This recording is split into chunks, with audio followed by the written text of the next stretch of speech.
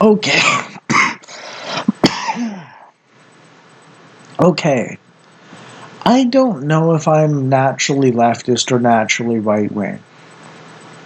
I don't know if I'm naturally center ish in most ways or something like that.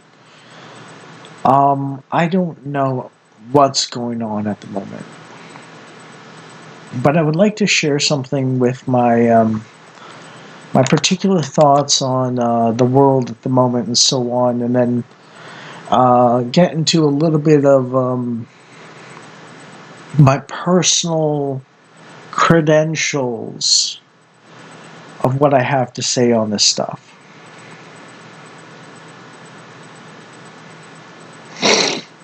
Um,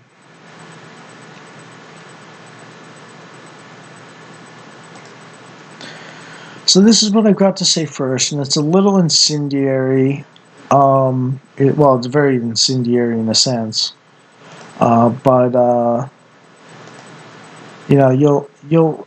I wanted to give my credentials after, and that way you understand where I'm coming from specifically. Um, okay, so where do I start? All I want is a return to basic sanity, basic competency, basic morality, basic decency, basic justice, so I can calm down and stop worrying that someone's going to kick over any sandcastles that I make with love, care, attention, and useless but entertaining autism with schizophrenic humor. What frightens me is that I think God talks to me and there's like 25 to 45% of the population more insane than I am. How the hell am I supposed to feel safe enough to relax and just enjoy building a good life without glaring at everyone not already vetted to ward them off? I'm tired of the fact people didn't like a good life because it was empty to them and then decided instead of finding meaning in transcendental positive things, and that doesn't mean God necessarily, but like art and culture and like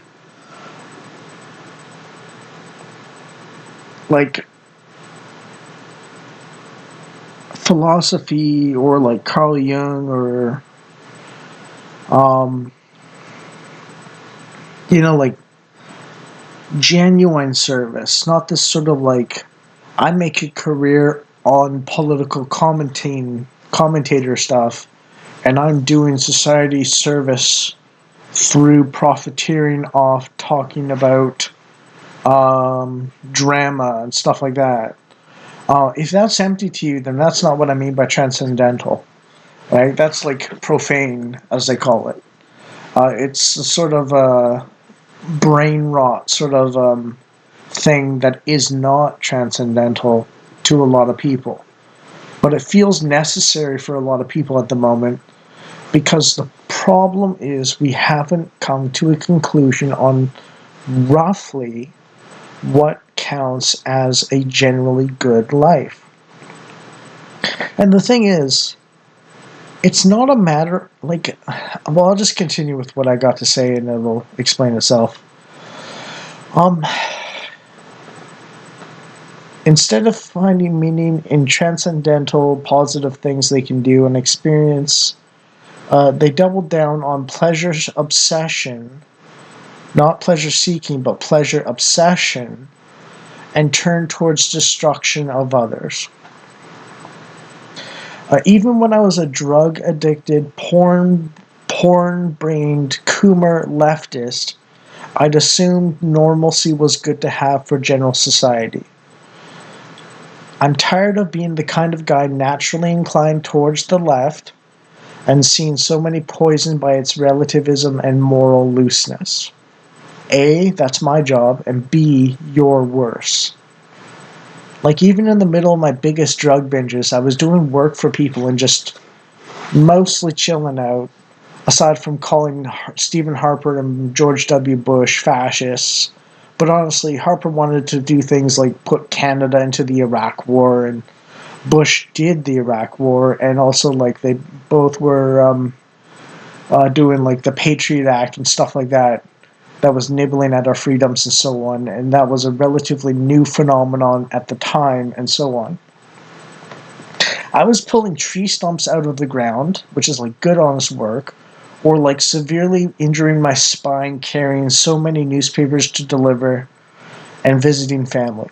So I was like at least doing some amount of connection with friends, family, neighbors, and hard work physically. And I was doing my activism sort of as a sort of like trying to guard against people that I still think to this day kind of started the trend towards tyranny, but they weren't nearly as bad as the left became and followed through what they started, basically. Um, so that's like my start of activism as a lefty, basically, because that's where I started from. Because I saw them doing it, I was like, well, I'm for the opposite of that. You know. Um, the right wing today, however, stands far closer to the kind of society we had that was so much better than now than the left does at all at the moment. I'm the old left from 10 to 20 years ago, and the modern left makes me want to puke from their evil. The political left had me in the bag 90% of the way on trans, socialist revolution, 9/11 was deserved, fascists and Nazis are right wing, and they lost it all in regards to my loyalties because I found out the truth. I am a natural leftist in terms of disposition, way of relating to the world and experiencing it, but I am authentic. The new political level left from 15 years ago onwards basically are disingenuous monsters. I was basically full woke before it was cool. So I'm one of those original woke people who learned their lesson as they watched the people that join woke become worse and worse people objectively, no matter how you slice it. And by virtue of having the smallest core mustard seed, which means a very small thing, of decency and commitment to truth, which was a reasonably bit bigger, to be honest, I became right wing by today's standards. But that was boomer, conservative, and liberal 20, 30 years ago. That was normal 20, 30 years ago, and life was better. I want the modern left crushed into a pulp for the damage they've done. And that's what I want as a natural leftist. Because I want to be on the left of the majority again. But I can't support modern leftism because they went into Satan and Cthulhu territory. I want the majority to be right wing by today's standards or normal by 25 to 50 years ago, 20 to 50 years ago standards. I want to be the kind of person who is left of the majority, not right of the majority, because I am naturally on the left end of the spectrum in a normal, sane society. And the only thing that's preventing me from going further left, like the current left is I have a core, and it was small at first, and it's grown a little bit, but like I had a core of human decency and self-honesty. And like I was also saying like Iraq war veterans deserve to suicide and stuff like that. So like it's not even like a big core of decency that I had necessarily at the time. It's just literally the most basic, smallest mustard seed of decency that I wasn't going to give up. That brought me to the right wing. And I am sick and tired of having to be right wing because the left is worse than the right wing in every single way possible by way further amounts. Like, it's sickening. It's insane. And like someone might pipe up or something and say like, well, that's not, you're not actually left. And it's like, I just listed these things, and I'm going to be honest. I'm going to be absolutely honest. Um,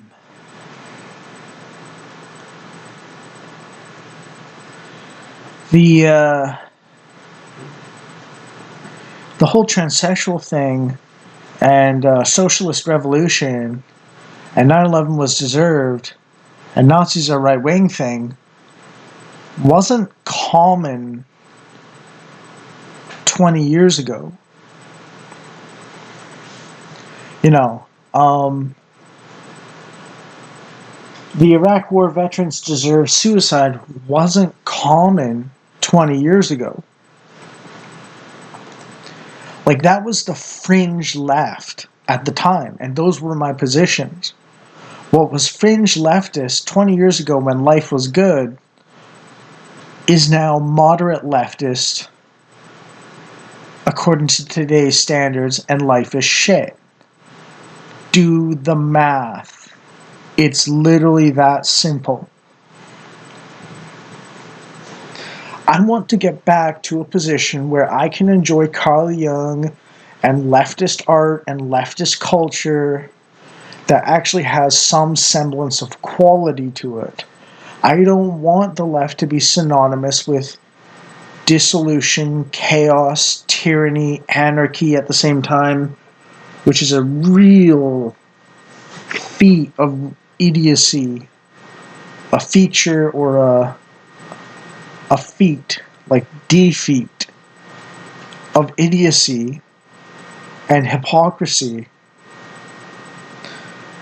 and so on. It's mind-boggling. It's terrible. It's disgusting. It's like evil. It's like I hate it. And I shouldn't have to hate it because it shouldn't be that way. There is a valid leftist or left of center, maybe, not leftist, position, and so on. But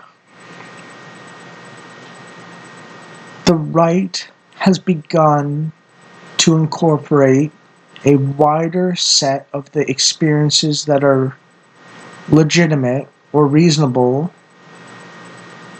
or acceptable in any sane and decent society, a wider range of the human condition under their paradigm of how to treat people and distribute rewards and punishment for good and bad behavior and what's fair for giving people their due and so on.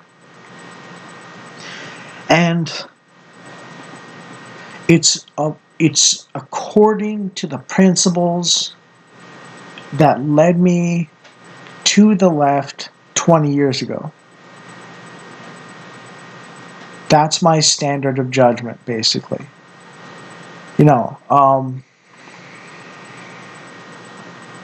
Granted, it's about 20 years of learning, and I will say there's something to be said that the content of the quality of the content of the people, the quality of the content of the character of the people that make up a movement define its viability and legitimacy. And I'm not gonna lie,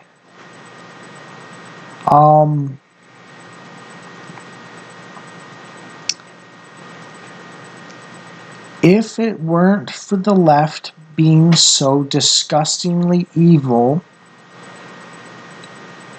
as a movement and murderous towards huge numbers of people, openly, publicly, gleefully, ghoulishly, then I would still be a very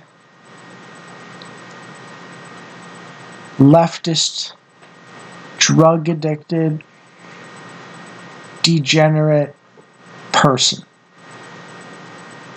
The left basically gave me an encounter with Satan that I would not have experienced if I had not seen the left devolve into monstrosities.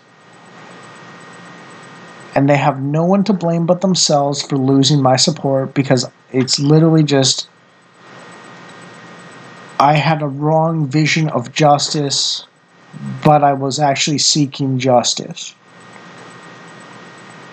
I was actually diligent to the best of my capabilities to discover truth and persevere in the quest for a better world, out of curiosity of how the world actually works and so on. The leftists would be right about right wingers being evil, but only if leftists did not exist. Um,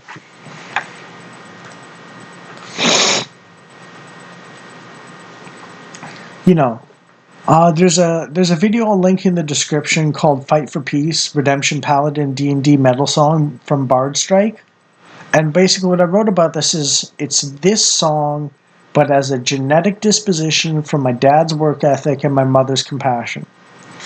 And because, quite honestly, I've seen nearly the full range and spectrum of human suffering due to injustice and tragedy in those around me, and I hate death and despair, misery and suffering.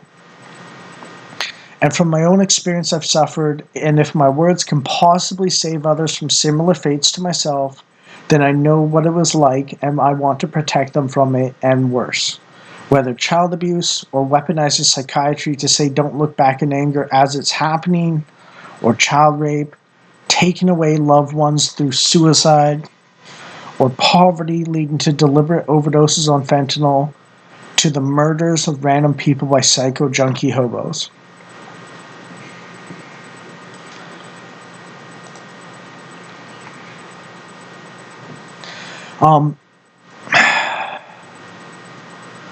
There's one more thing I want to say here, basically.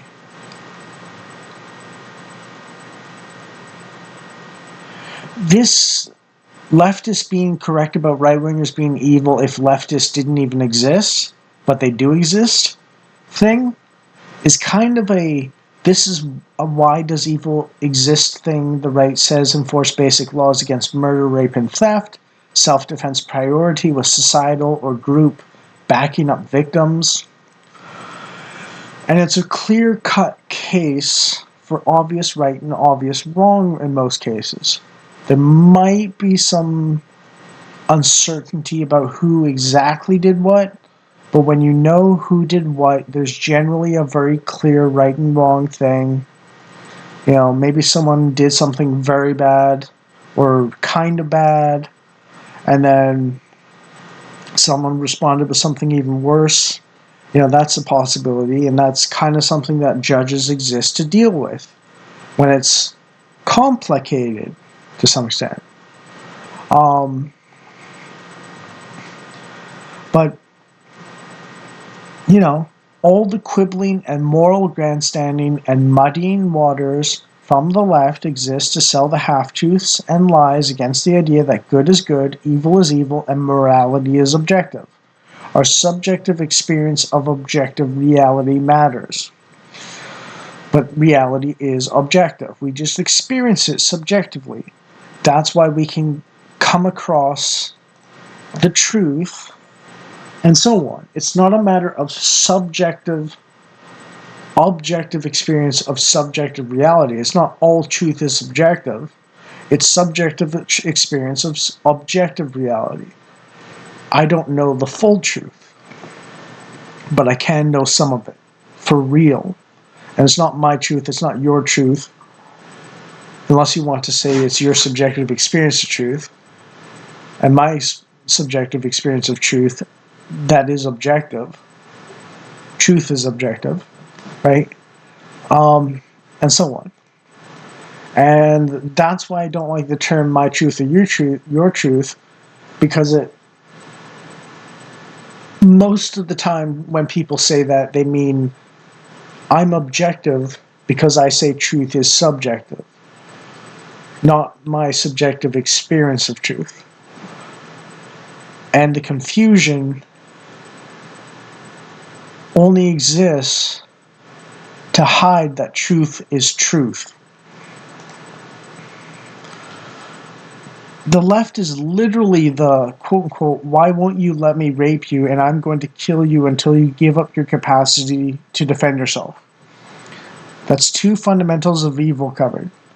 Now let's talk of Marx, and I'll just say communism is your losses, our profits. And burning a city down isn't bad because it's just property damage. So that's theft covered as well. Ignoring the fact that property is the physical embodiment of the life you spent to get it. So yeah, the left is on the side of murder, rape, and theft. Now basically, fundamentally, murder is taking someone's future life away unjustly and not out of compassion. You know, like if a horse breaks a leg, you have to shoot it. I get that. If a dog gets rabies, you have to shoot it. I get that. You know, if someone's got terminal cancer and they got like 4 hours to live or something, and they're just in the worst pain anyone could ever have or something like that, like it's like, okay, yeah, give them the opioid overdose, the painkiller overdose, so they can avoid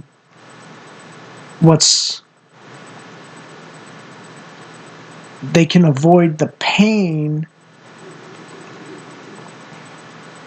of torture because you can't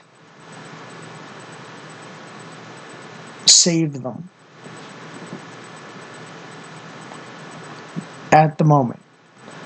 Like, there's no saving them from that inevitable death very shortly, and there's just like pain and nothing else.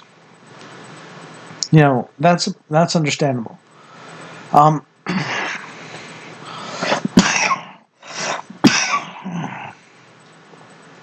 um, but that's not what this stuff does. Basically, even if it says it does from leftists, you know, um,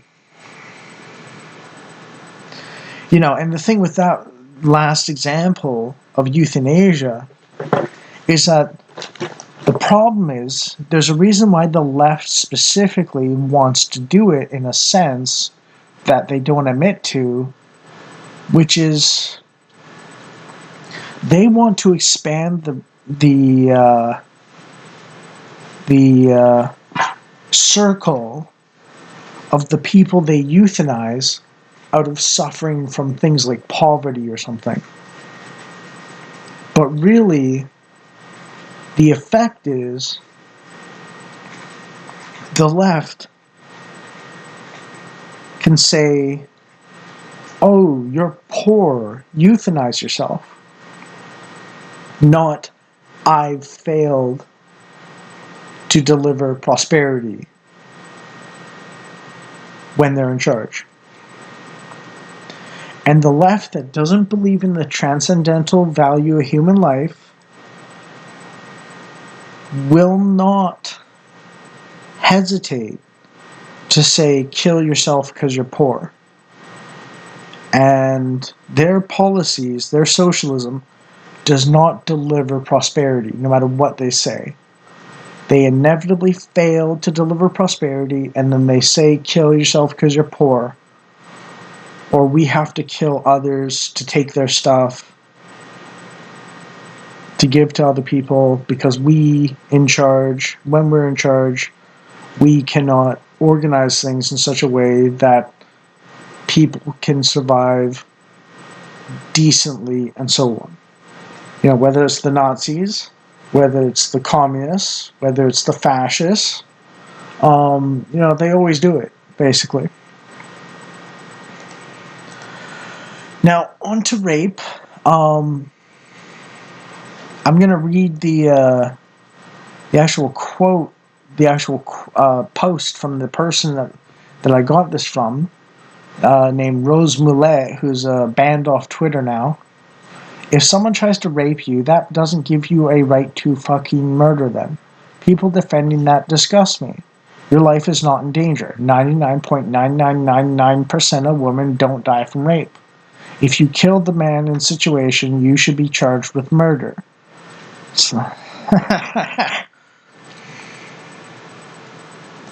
um, and then they say pro-life Second Amendment,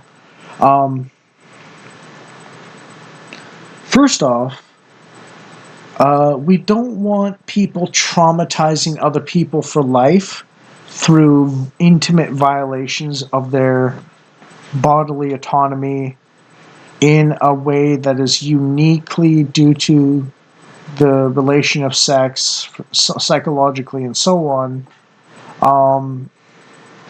We just don't want that. And that's one of the reasons why, it traumatizes someone for life. It's torture in their minds for life, basically. The concept is you murder them mentally, is one way of putting it, apparently. And to do that to children, that's why even Jesus said the kinds of people that do that should be drowned. And, that's what Jesus basically said. So, it's like the one situation where he said, yeah, they're better off being drowned. If Jesus wants you to die for doing something, then, boy, don't do that one particular thing that even Jesus said to kill the guy for doing. Yeah, it's that simple. As for an adult woman or something, again, it ties to life. You traumatize them, you mentally murder them for life, or at least try to, or get close to doing it, or something like that. And on top of that, in regards to life, you potentially burden them with a child that is half them and half monster, or at least comes from the line of a monster, a psycho rapist, a dysgenic, ghoulish psychopath who would do that to someone else. And that ties them down for a good 18 years or so, and so on. And some people might say, oh, well, why don't we just allow abortion of rape victims and so on? Or in the case of rape. And that's one possibility. But I think the focus on that happening is generally inappropriate, because the thing is, adoption exists. Okay, so I said potentially burdens the woman with a psycho, dysgenic ghoul's offspring for 18 years or something. I didn't say it always has to. Adoption exists, right? Like, they can, even if they're not wanted by the mother, they can be wanted by someone else, basically. Yeah. Okay. Oh, God, what was I about to say? There was something very specific and important about this. Oh, right. The traumatic element is always there, basically. And the emphasis on the abortion, killing a baby, as a possibility to deal with it, isn't very good. The emphasis should be on killing the rapist. on punishing those or terrorizing those who would be willing to put someone in that position of experience in the first place. We should warn them, look, hey, if you do this kind of thing, we're coming after you and we're going to Gary Plauché your ass. And you look up Gary Plauché, Gary Plauche, right? Like, that's the normal societal response to traumatizing people in a sexual manner. And finally, a lot more simply put, I've already explained it once, is theft and property destruction is denial of someone the embodiment of the life, time, effort taken from them or put in by them, invested to gain that thing. If it takes you 10 hours to afford something, that's 10 hours of your life that you could be doing something much better than working for your personal edification or amusement or enjoyment or experience or something like that. That's 10 hours of your life. Now, if you burn down someone's home, that's 20 to 30 years of 8 hours a day, 5 days a week. That's a lot of time. That's half of your life, basically, or a third of your life. That's a huge portion of your life. And it's also the portion that you're able to be the most active in. So it's hurting people that spent the best years of their life in terms of health and fitness and mental capacity possibly to earn. You've denied them something they can't get back nearly as easily as they first earned, and it was a long time and a lot of effort in the first place.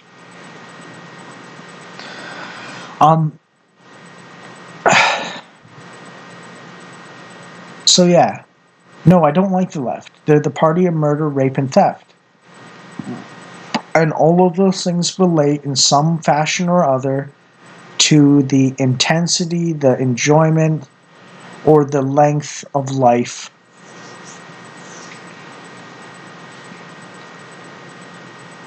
in a fundamental way and are serious violations. There's a reason why we might put someone in jail for a week for stealing a candy bar, right? Like the point is to punish them enough so they don't steal further. Because when they steal and they get away with it or something, they start stealing more and more and bigger things. It's like, yeah, you deny someone, you make someone else's life more futile in some fashion or other, basically, in terms of the quality, intensity, and length of life. And that's the only reason why euthanasia might be allowable, because the quality of life is torturing to death, you being tortured to death by disease, or some sort of injury that can't be fixed at all, or something like that. And the length of life isn't changed very much. That's the trade-off. It's minimal shortening of life for maximum avoidance, or not maximum avoidance,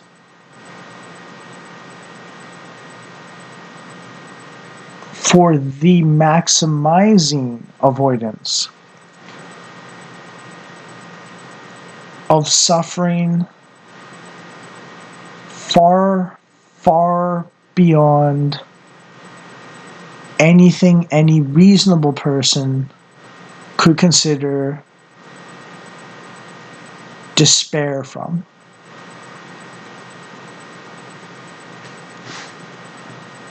And that's the reason why we don't tell suicidal people, good job for killing yourself. We don't do that.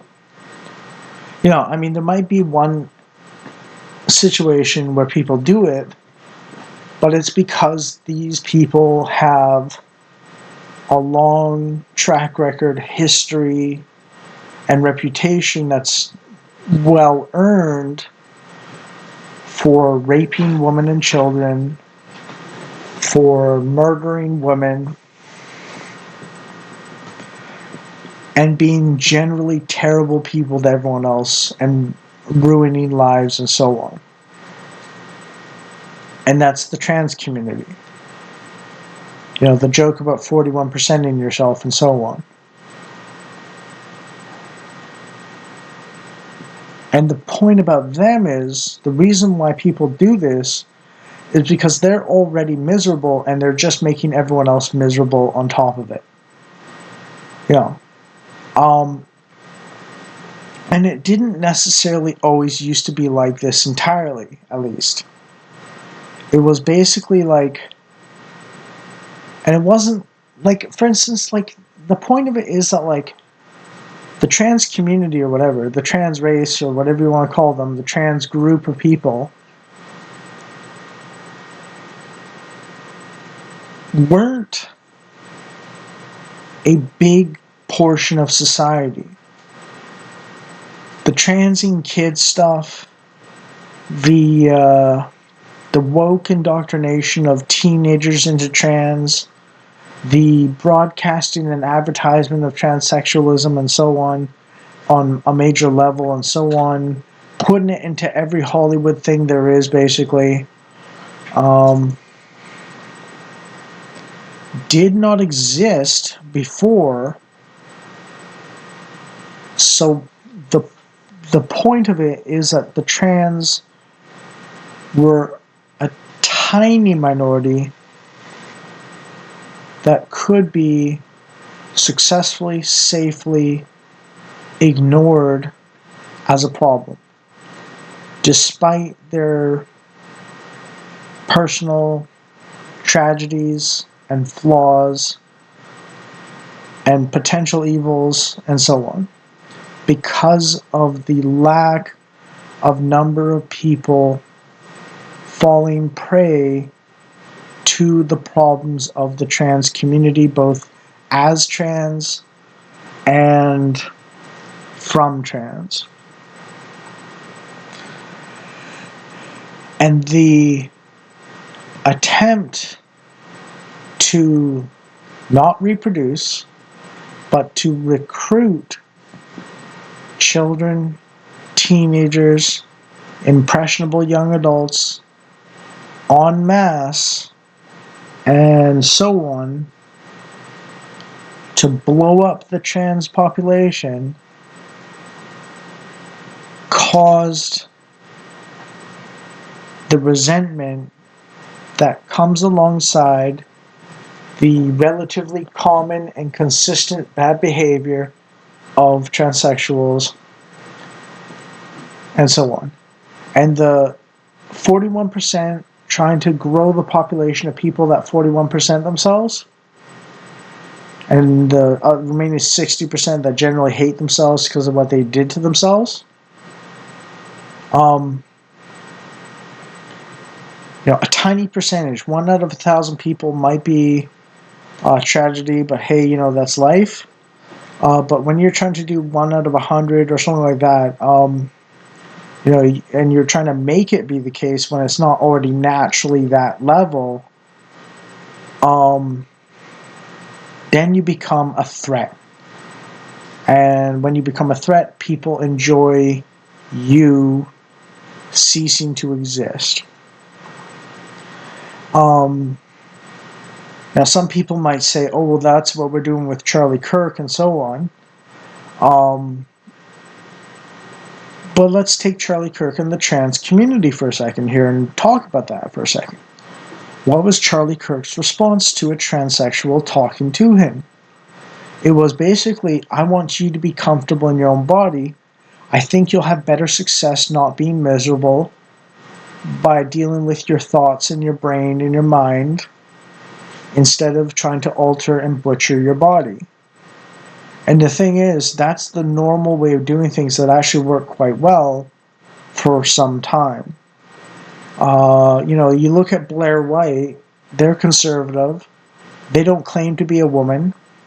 They just like to present similar looking to a woman, but they'll always admit that they're a man, and they're not going to try and mislead someone to sleep with them and so on.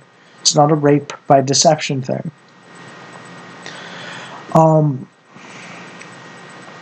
And they're living a good life, and they're respected somewhat from the right of center community, the right wing community, the conservatives, or something like that. They're respected because they're not trying to misrepresent themselves as anything. They just have this trans instinct or habit or whatever you want to call it in themselves, their disposition as a person, and they're just living it, and so on. But they're aware of the cost.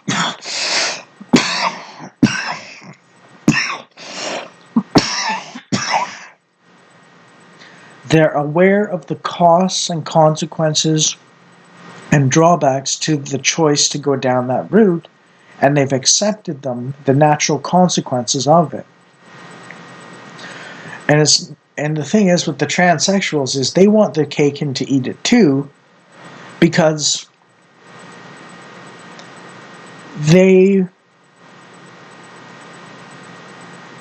I had a friend. They told me about trans genocide. They gave me a list of names of transsexuals that got killed, and I went through the list that they provided as a transsexual to support the narrative of trans genocide, and 90% of them were murdered at least. I think it was like 100% of them were murdered on some level. Or homicided. 10% of them were homicided for some reason other than rape by deception of a man. So 90% of them were raped by deception on a man, and then the man gets angry for the sexual violation and murders them or homicides them. My former friend, and this is what's caused the split between me and him and so on, argued that the emphasis should be on not beating up the trans person to death, and my emphasis was on the not starting the problem in the first place by sexually violating someone. And why don't you think practically and self-preservation wise that pissing off a man, the apex predator of the world, and the male of the apex predator species of the world, and angering them is a dangerous thing, and you shouldn't do it for your own life, and so on. They want their cake and to eat it too, which is to say they want to rape without consequence.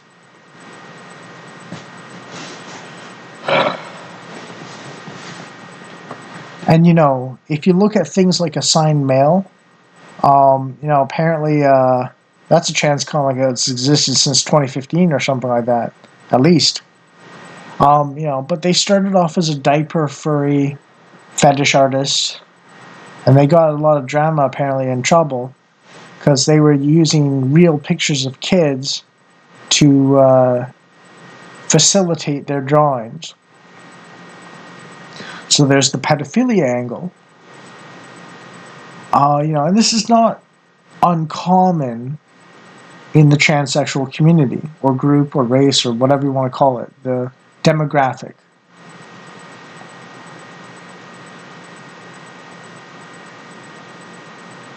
And I'll leave with one final thing about the whole transsexual thing, because it's a real big intersection on the whole leftist.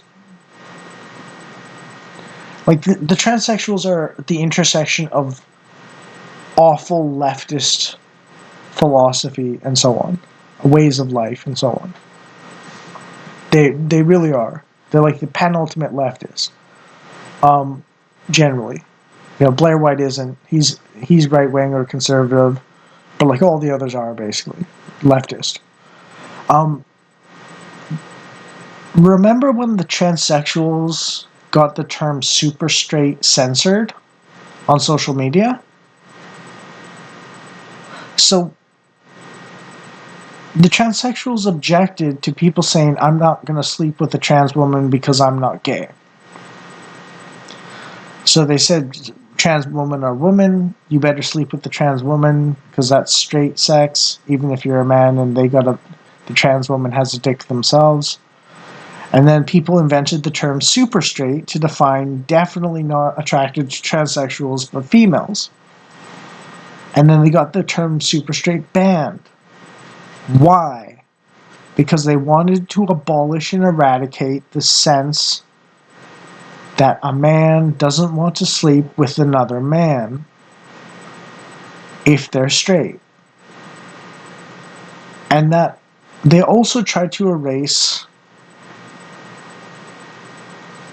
men wanting to sleep with men being gay, and they wanted to erase women wanting to sleep with women being lesbians. A lesbian does not want to sleep with a trans woman because the trans woman is a man. No shit. But you notice they basically threaten the lesbians to sleep with them. A normal person doesn't have to threaten someone to sleep with them. That's a rapist.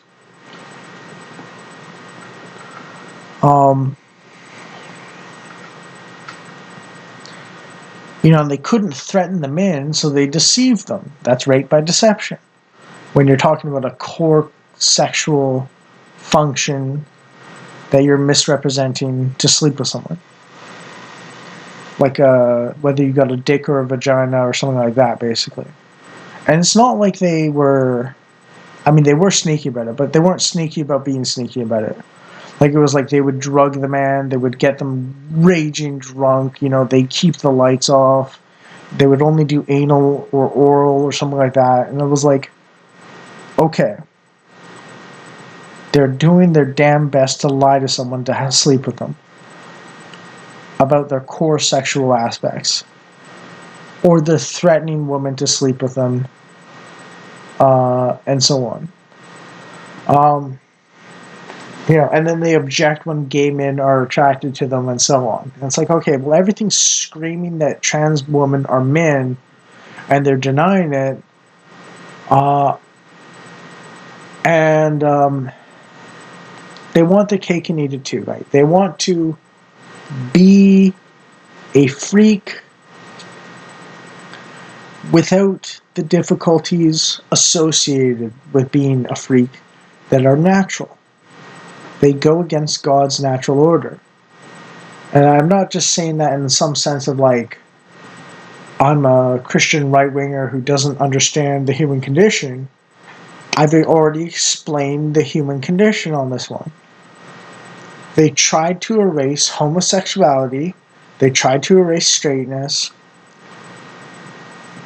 They don't accept the idea of knowledgeable consent, informed consent. They don't accept the conforming part. So they don't accept the informed part in men, and they don't accept the consenting part in women. And that's only a matter of they cannot force the man, and they can force the woman, coerce the woman. And then you look at Mark Carney and his trans kids, and all the corruption that he's involved in and so on. Or you look at Keir Starmer, who was abolishing the death sentence for child murderers around the world and stuff like that. Um, and one of his ministers was related to Epstein somehow in a very embarrassing way in a scandal recently. And like one of his MPs was trying to diddle kids, and he doesn't do a damn thing about the Pakistani rape gangs of Muslims on white girls. Or Justin Trudeau, who is very LGBT. And if you notice with the jab, the COVID shots, he was like, "We'll get you fired if you don't get the COVID jab. You can't work if you don't get the COVID jab." And then he said, "I'm not coercive." So it's like, okay, we know you're full of shit. We know what coercion is. Yeah. Because I'm going to hurt your life somehow. I'm going to ruin your capacity for well-being if you don't do what I tell you. Okay. So yeah. It's all tied together fundamentally and so on. When the right does, and here's the takeaway as the general situation. The left gives you honey to hide the hemlock and is deadly. The right spanks you for bad behavior and is painful. When times are good and we're naive because we haven't dealt with evil much, the left seems better because the right seems very mean and cruel and nasty for no reason. Then people start trusting the left and doing their thing, and then they start to die or be very hurt. And I don't mean hurt feelings, I mean like seriously injured. And then the society learns this lesson, learns the hard way that leftists are only right about right-wingers if leftists don't exist. And they flip to the right really quickly because evil has a funny way of radicalizing people for justice and good and so on. When people realize basic human decency doesn't mean just being polite, but it means like a fundamental sort of like don't rape, murder, or steal. And not everyone agrees with that principle on a fundamental level at the most basic level. And I do mean basic. I mean like literally like black people looting stores is theft and stealing, not reparations, not economic justice, and so on. Everyone knows it's stealing except the left. And even leftists kind of realize it is and then go like, I don't know if I can be totally left anymore because I'm going to move to the right a little bit towards liberal, and the liberals go to the center, and the center goes to the conservatives, and the conservatives go right-wing, and so on. That's what happened with Charlie Kirk. And with the leftists like drooling over his death, and calling for millions more right-wingers to face the same fate and so on. So yeah, it's all tied together in a fundamental moral structure and worldview and metaphysics and stuff like that. It's not just about what you say. It's kind of about what you do as well, mostly. But there's a limited but existent and big enough relationship between what you say you believe and what you actually do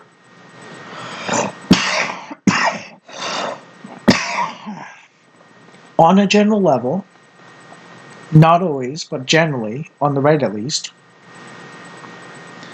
where sometimes, admittedly, a hypocrite is someone in the process of changing who they are. So there's a legitimate space for people moving to the right and talking about the things that are right. And there might be a bit of lag time between when they move to the right rhetorically or verbally and so on, and embody right wing stuff that they were talking about recently as good. But it's a matter of habit making, and you got to start somewhere. But in the end, we are what we repeatedly do. I think is what Plato or Socrates said, or Aristotle said. I think it was Plato. Um, we are what we repeatedly do, and the right knows this, and they talk about it, and the left ignores this principle entirely, basically. And that's why I can no longer be left wing in today's culture, even though I was a lefty 20 years ago and 10 years ago and so on, and then moved to liberal and have gradually moved towards liberal reactionary and so on. So, yeah, I hope this clears some stuff up. I hope this lands me squarely on the right wing at the moment. But, it wasn't always this way, and if I hadn't encountered the depths of satanic and Cthulhu evil of the new crop of leftists, I would not be. I would not have stopped being a drug addict and degenerate and so on. It's literally facing ultimate evil scared me straight, basically. And I'm not even that straight. I still smoke a lot. I still drink a lot of coffee. You know, but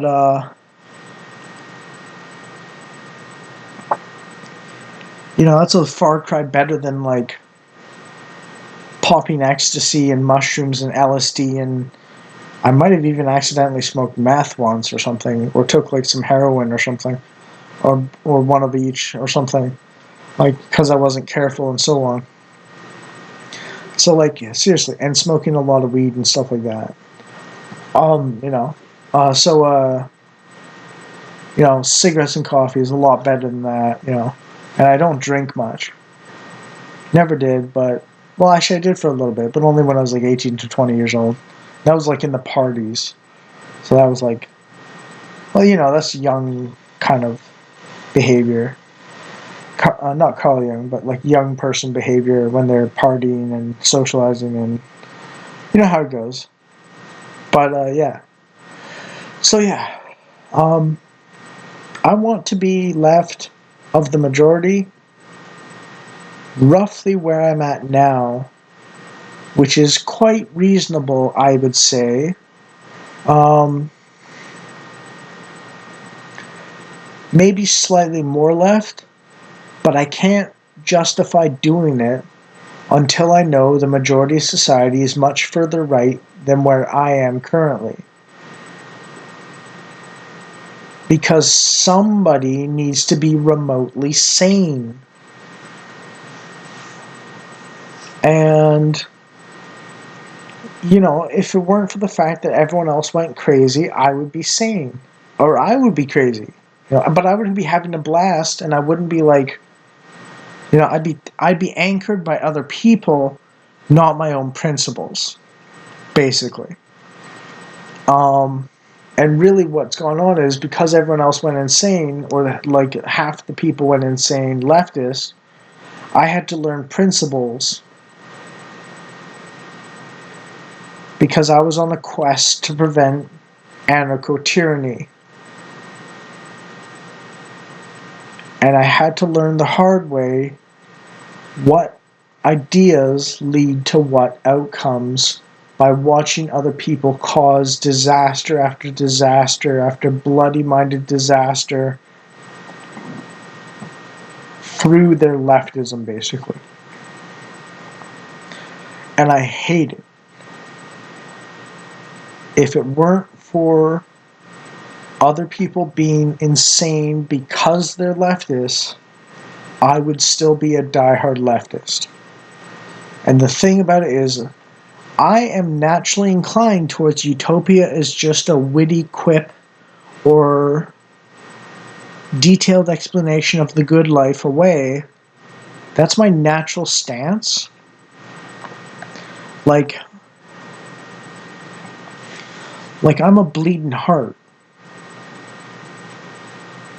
and I'm literally the kind of person, and I've been tested by God. I've like, or schizo, God or schizo. I've been tested mentally, where I was under the impression that I was going to hell no matter what I did, and at least if I send myself there, justice is being done, and I've bowed to God and done what He told me to, and I've taken the cost of price of my own sins and so on, or that my self-destruction at the time I believed would save everyone else, so I tried to destroy myself. Like in the most, like I made a video called Battle Scars Fighting Sin, and like those 46 attempts, and I show my scars and stuff from them and stuff like that, are half of them were a combination of being miserable, but thinking that was God's justice for me and that it was never going to change, and that it was right that it would never change. So that was like a thing, but it ties into what I just said earlier, and so on. I am literally the kind of person that would gladly burn out and burn up to save everyone else. I've been tested by God. I know that about myself. I know that about my mentality, right? Like I'm a crash and burn before you rest, trying to save people's souls, basically, or something like that kind of guy. Dad's work ethic and mom's compassion. I am a natural leftist and bleeding heart in this sense. And what I'm learning after years of watching this stuff and watching the evil and watching all of this is, unfortunately, my natural bleeding heart utopian leftism, save all souls at the cost of myself, is just not going to work. No matter how much no matter what happens to me, not everyone else is going to be saved. I'm not the root of all evil. And neither are they, but they're evil enough where they are not going to be saved, and they worship their sins, whereas I don't. And I'm not talking about like you're particularly loyal and stubborn about one particular sin or something, or a couple sins or something like that. I mean, you run into the evil headfirst, knowing it's evil, and you just have a good time doing it. And it's like that meme about fucking around and finding out, where like they're like, oh yeah, yay, fucking around, and then they find out and they're like, oh, how could the consequences of my actions catch up with me? Um, I guess everyone has a little bit of that in some sense, but I'm talking about on major things in life and society and so on. Not like just little guilty pleasures like masturbation or something. Like, you know what I mean? Like it's like compared to what these other people are doing, it's like, rape or masturbation, right? Like pick your sin and you know who you are based on that, and some people actually pick rape over masturbation. It's like once you realize that, you're just like, holy shit, dude. Yeah, because the thing that got me to stop self-flagellating and like trying to end myself and so on is basically just there's two things that have done it for a lot of people. To get them out of their spiral of thinking they're the most evil person ever and so on, or at least me, in my case. And that is the cover-up of the Epstein list. And I'm like, okay, well, someone's actually a lot more evil than me, and I just saw it, and it's like, okay, compared to that, I'm not evil at all, basically. I mean, I'm exaggerating, but you know what I mean. I've done some really bad things. And that's partly why I felt like God was punishing me justly and so on, and that it would never end and so on. Because I felt well, I'll just say it after this.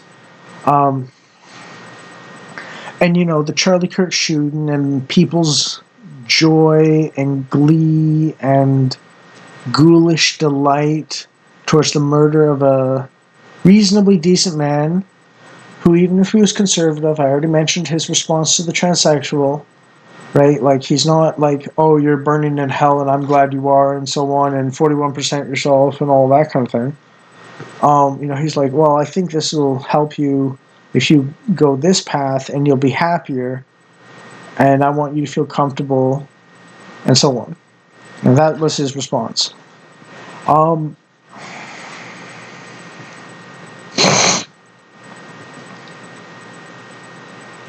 um, that woke a lot of people up, and they realized that they're not the most evil person ever. There are a lot more people way more evil than you are.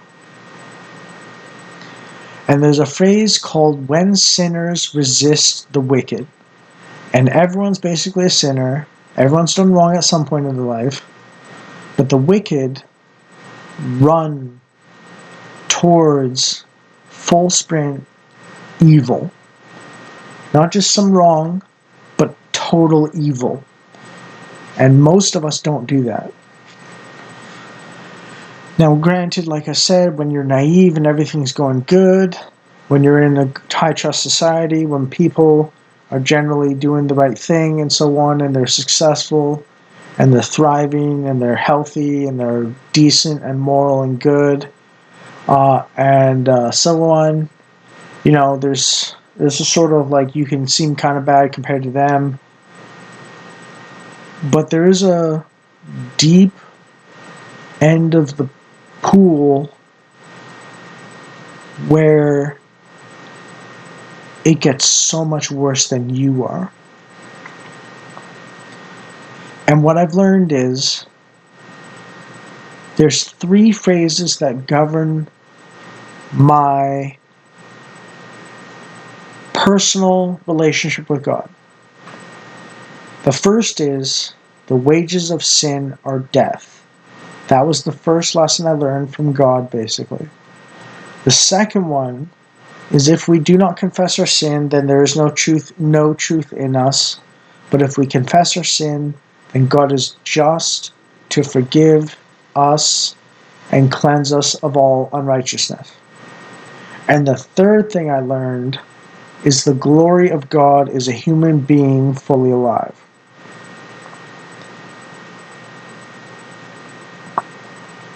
These people that I'm really not liking have taught me, despite my autism and atheist inclinations naturally, until something happened that made me believe in God, have taught me, against my natural disposition and so on, about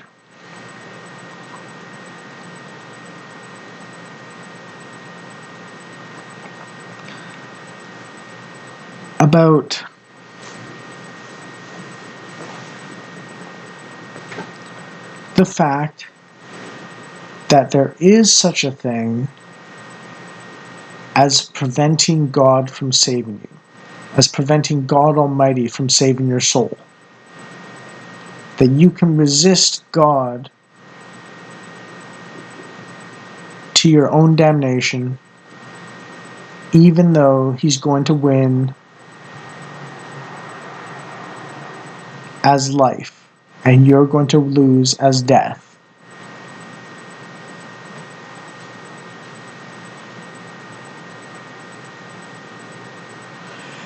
And at this point, it's just a matter of not everyone can be saved. Some people are just going to willfully step right into hell and burn for eternity, and it's their own fault, and they're not going to accept the free gift of mercy and grace and salvation and redemption that Jesus offers. And all they have to do to start this path is just admit they were wrong, morally and so on, conceptually and morally. It's about humility. It's about acknowledging the truth and your limitations as a person, Honestly, self-honesty. It's just about self-honesty, basically. And everything else comes from there eventually. The direction of travel, when you start with self-honesty, is towards the good inevitably. Without it, you're damned, no matter what. No matter who tries to hold out their hand, no matter who's pulling on you, and so on. Jesus Christ, Yahweh, God, can tug on you as hard as possible, and you can still, in your heart, deny Him and go to hell. Because eventually God's going to accept your choice. And He's only going to tug on you so hard for so long before He gives up on you, and so on. And that's what it means to blaspheme the Holy Spirit. And, that scared me for a while because, like I said, for a long time I thought God had done that with me. So I totally know what the leftists fear the most in that sense. They fear society as God doing that with them. But in their hearts, they want it. And that's kind of what I was worried about myself in a sense.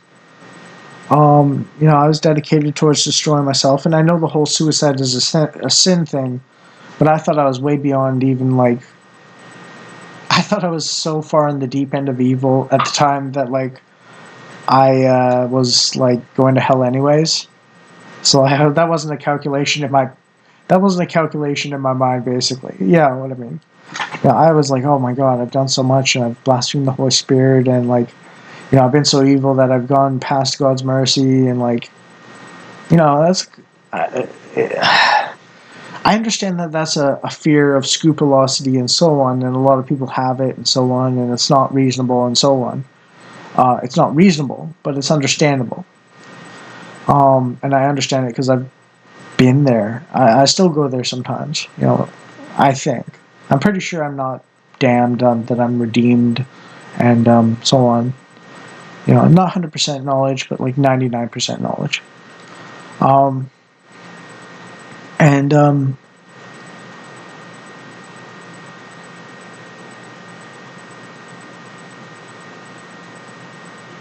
it says, "Judge not, lest you be judged by the same measure." But what's the same measure, right? It's not don't judge at all. It's be careful who you judge because you'll be judged based on what you judge them on.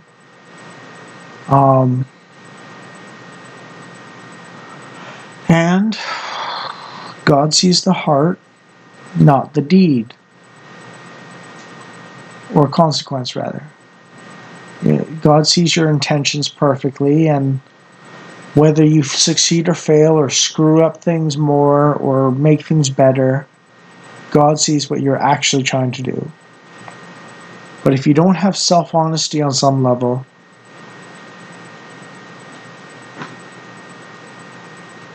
if you continually and habitually build on lies and half-truths, you have to be careful you don't do that. Because if you do that, then you are basically corrupting influence. You are Satan spawn. You are a demon.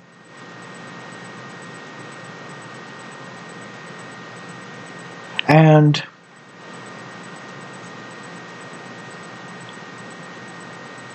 I know people will say don't always do this and so on, and I'm saying don't always do this as well, but sometimes you can just look at someone else and say, at least I'm not that guy. And I'm going to give a context to that particular thing because I know about the whole Pharisee and the repentant man tale about not judging someone who's a sinner and accepts that they are and acknowledges they are, and so on. But remember, the Pharisee was saying, at least I'm not that guy, towards a guy who said, Lord, have mercy on me, a sinner. I am in the wrong. It wasn't a condemnation of Pharisee because he's worse than the other guy because the other guy's just an amazing person. It's that the other guy acknowledged his wrong, and the Pharisee was like, at least I'm not the guy who acknowledged he's wrong. So, yeah. Acknowledgement of genuine wrong from oneself makes you holier than someone who doubles down on it. And it even makes you holier at some level, or maybe not holier, but at least as holy as someone who's a little better than you in general, but doesn't acknowledge their faults.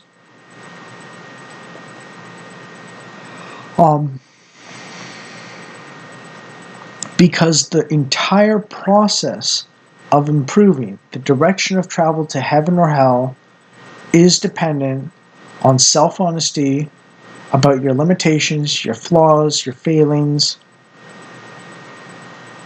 and how good you might be or could be versus how good you are and how bad you could get if you weren't careful.